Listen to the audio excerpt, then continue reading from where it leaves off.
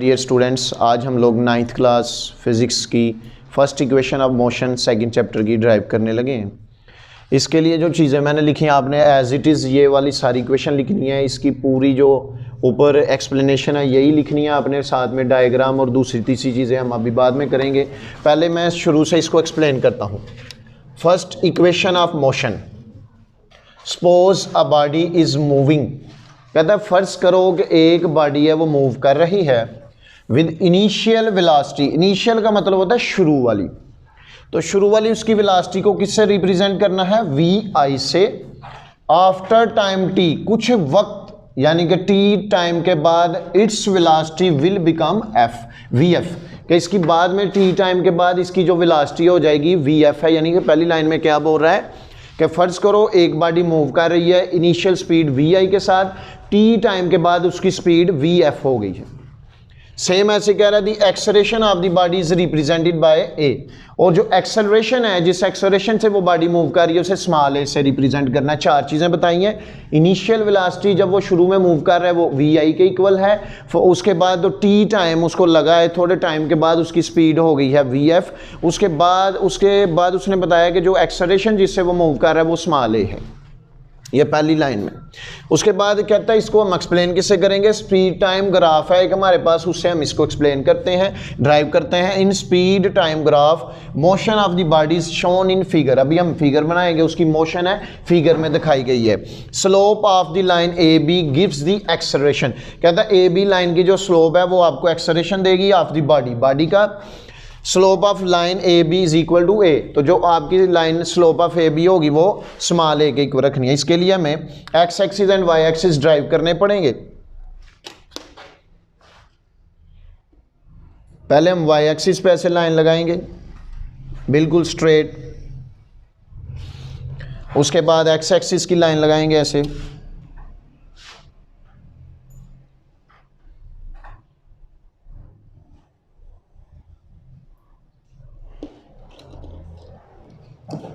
उसके बाद इसको थोड़ा बढ़ा देते हैं ऊपर से, एक इधर एरो एक इधर एरो। और आपके पास दो चीज़ें हैं यहाँ, एक स्पीड है एक टाइम है। जो आपकी स्पीड है ये एक डिराइव क्वांटिटी है। क्या है? Derive quantity. और टाइम जो है ये आपकी क्या है? Base quantity.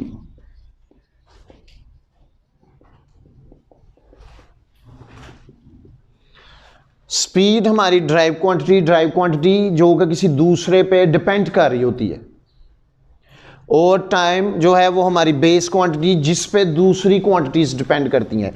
तो जो टाइम, स्पीड और टाइम के दरमियान में हमने ग्राफ बनाना है। इसमें से जो बेस वाली होगी वो हम एक्स एक्सिस पे लेंगे,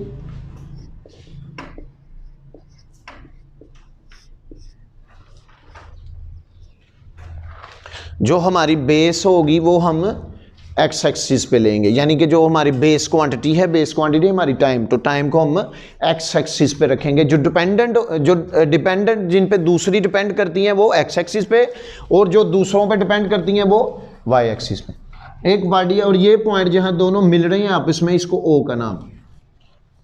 अब बॉडी ने किसी ना किसी स्पीड से, शुरू में वो रेस्ट पे थी, बाद में जाके कहता है कि वो किस स्पीड से मूव कर रही है। Suppose a body is moving with initial speed V आई।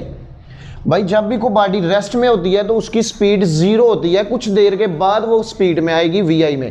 तो जीरो से हमने स्टार्ट नहीं करना, हमने किसी ना किसी पॉइंट पे उससे पहले लाना है। यानी कि वो पहले ही स्पीड में है, पहले ही मोशन में है। तो इधर से इधर उसने ट्रेवल किया है, वो किस स्पीड के साथ ट्रेवल किया है?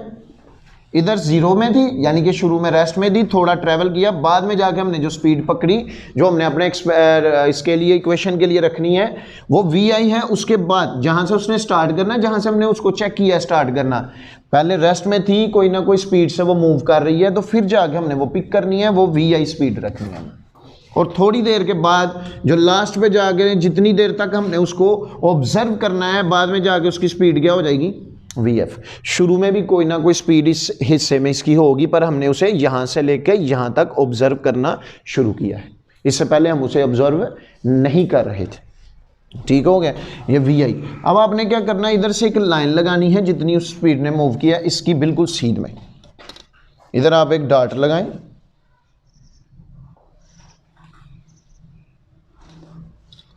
क्योंकि इतने हिस्से को हम ऑब्जर्व कर रहे हैं, यहां से उसका ग्राफ बनेगा, स्पीड टाइम ग्राफ, इसका ग्राफ बिल्कुल ऐसे बिल्कुल स्ट्रेट बनेगा।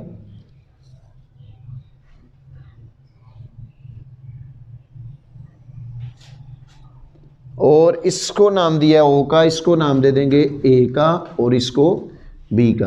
तो इस तरह वो मूव कर रही है। अगर इनके ये ग्राफ प्लॉट कर दिया हमने इनके दरमियान टाइम के और स्पीड के, तो इस तरह उसका स्ट्रेट लाइन ग्राफ बना। ठीक है, तो इसको ए का, इसको बी का। उसके बाद आपने क्या करना है, आपने खुद से डॉटेड लाइन लगानी है, ये वाली लाइन आपने डॉटेड लगानी है।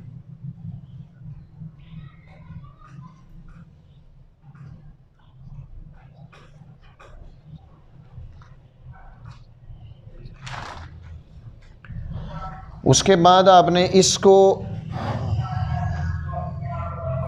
इससे मिला देना है, ये भी डॉटेड से।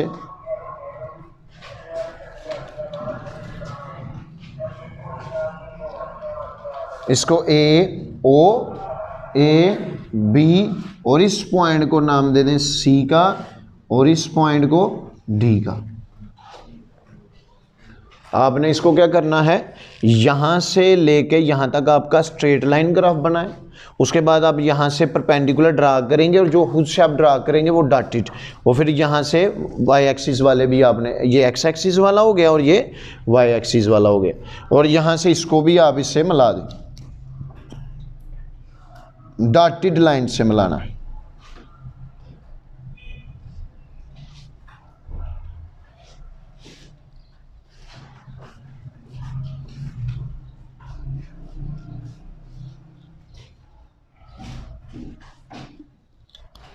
ठीक हो गया।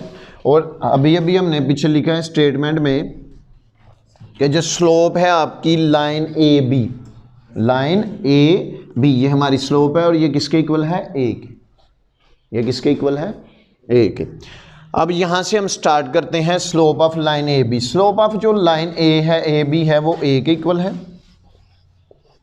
Slope of line A B, slope कैसे लिखते हैं, स्लोप में लिखते हैं वाई एक्सिस वाला, इतने इतने एरिया को आपने करना है ट्राइंगल वाले को। ठीक है, तो स्लोप में आप कौन सा वाला हिस्सा पिक करते हो, वाई। स्लोप का क्या फार्मूला होता है, वाई ओवर एक्स, यानी कि वाई वाला हिस्सा जो इसके एरिया में है, इसके एरिया में वाई का कौन सा हिस्सा है, बी सी, और एक्स का कौन सा हिस्सा है भाई इसके एरिया में, ए सी, यानी ये वाला जो सीधा होता है ये वाई का हिस्सा होगा इसके एरिया में, बी सी ऊपर, और ए वाला क्या होगा, एक्स वाला ए सी, ये नीचे आ जाए। इस तरह हम इसकी वैल्यूज पुट करते हैं। स्लोप का फार्मूला होता है वाई ओवर एक्स, तो वाई के लिए ये हिस्सा ऊपर, और एक्स के लिए ये वाला हिस्सा ए सी वाला, एक्स एक्सिस वाला। ठीक है, उसके बाद आपने क्या करना है, slope of line A B किसके इक्वल दी है इसने हमें, स्मॉल ए के, इसकी जगह स्मॉल ए पुट कर, small A as it is. अब आप देखें ए सी की हमारे पास कोई वैल्यू नहीं है। ए सी के सामने जो साइड है ये, क्योंकि एक रेक्टेंगल है, तो रेक्टेंगल में सामने सामने वाली साइडें एक दूसरे के इक्वल होती हैं, तो ए सी की लेंथ और ओ डी की लेंथ दोनों एक दूसरे के क्या है, बराबर है। तो आप ए सी की जगह ओ डी को पुट कर दें, क्योंकि ओ डी की वैल्यू हमारे पास है, और वो क्या है, स्मॉल टी। तो अब आप क्या लिखेंगे इधर, A C is equal to O D, यानी कि ए सी की जगह हमने ओ डी पुट करना है कि दोनों की लेंथ एक दूसरे के बराबर है।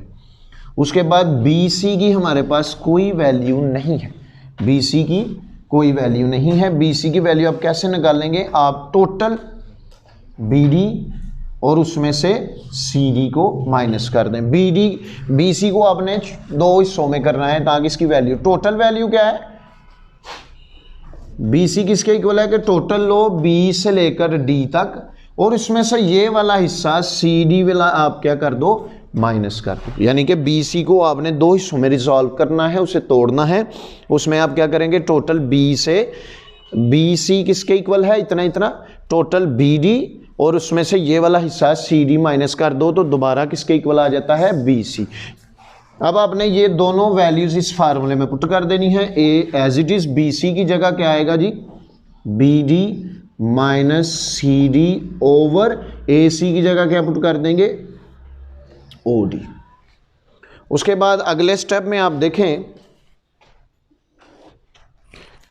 बी डी किसके इक्वल है हमारे पास, बी डी, बी से लेकर डी तक, बी से लेकर डी तक इधर ये टोटल के बराबर है तो ये किसके इक्वल है, वी एफ, यानी यहां से लेके यहां तक कितने किसके इक्वल है, वी एफ के। तो बी डी हमारा किसके इक्वल है, वी एफ के। इसी तरह सी डी, सी डी इतना इतना है, ये किसके इक्वल है, वी आई के। और ओ डी किसके इक्वल है, टी के। ठीक हो गया, ओ डी किसके इक्वल है, टी के। तो ओ डी, अब आप इन सब की जगह इनकी वैल्यूज को पुट कर देते हैं। A as it is, B D की जगह इसकी वैल्यू है वी एफ, एफ थोड़ा सा नीचे लिखना है, इसके सामने नहीं, थोड़ा सा नीचे, आगे माइनस वैसे ही, और सी डी की जगह इसकी वैल्यू वी आई, और नीचे ओ डी की जगह टी। अब आपकी जो फर्स्ट इक्वेशन है वो आपने जो ड्राइव करनी है वो इक्वल होती है V F is equal to V I plus A T. बाज़-औक़ात आपको पेपर में फर्स्ट इक्वेशन के नाम से क्वेश्चन पूछ लेता है और बाज़-औक़ात ये इक्वेशन देख गया था ड्राइव इट, इसे ड्राइव करो। तो आपको ये इक्वेशन वैसे भी ज़ुबानी याद होनी चाहिए, इसी हिसाब से अपना अपना डाटा बना लेना है। टी इधर मल्टीप्लाई और डिवाइड हो रहा है, इधर आ क्या होगा, मल्टीप्लाई। टी को ए से ज़रब दो, क्या हो जाएगा, ए टी। आपको सिर्फ और सिर्फ लेफ्ट साइड पे क्या चाहिए, वी एफ। तो वी आई इधर माइनस है, इधर आ क्या हो जाएगा, प्लस। अब वी एफ को आप लेफ्ट साइड पे लिख लें और V I plus A T को राइट साइड। तो आपने अपना डाटा इस इक्वेशन के हिसाब से बना लिया है, यानी पहले वी एफ फिर इक्वल फिर वी आई फिर प्लस ए टी। तो ये हमारी इक्वेशन क्या हो गई है, ड्राइव। ये हमारा फाइनल आंसर है। ठीक है, एक दफ़ा फिर देखें, slope of A B equal होती है वाई वाले हिस्से का कंपोनेंट ओवर एक्स वाले हिस्से का कंपोनेंट। वाई वाला जो हिस्सा है वो बी सी है, वो ऊपर, और एक्स वाला जो इसके एरिया में हिस्सा है वो ए सी है, वो नीचे।